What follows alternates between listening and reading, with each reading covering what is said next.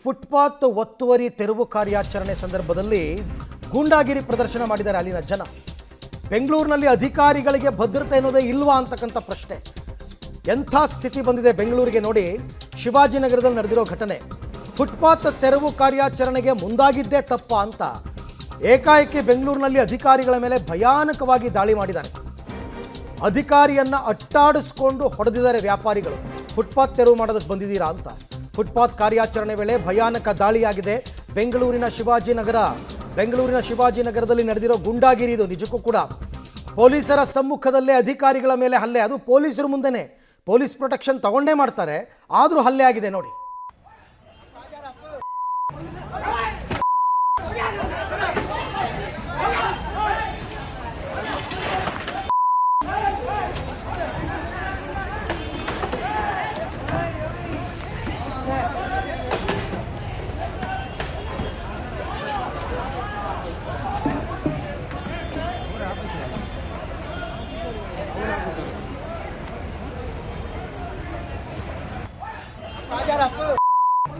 ದೃಶ್ಯದಲ್ಲಿ ನೀವೀಗ ನೋಡ್ತಾ ಇದ್ದೀರಾ ನೋಡಿ.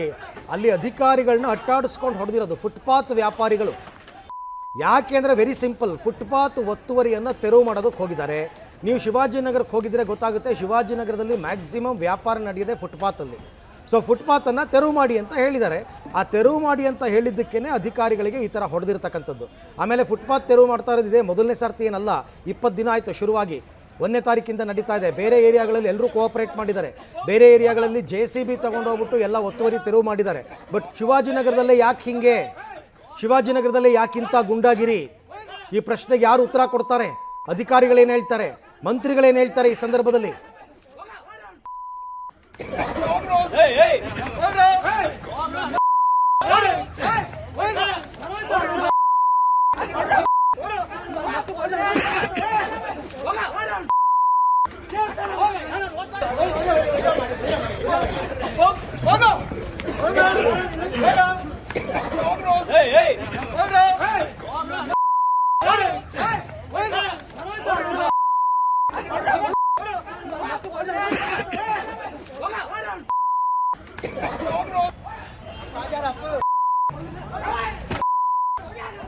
ರೈಟ್, ಇದು ಅಲ್ಲಿ ಅಧಿಕಾರಿಗಳ ಮೇಲೆ ಗುಂಡಾಗಳು ಹೊಡೆದಿರೋದು.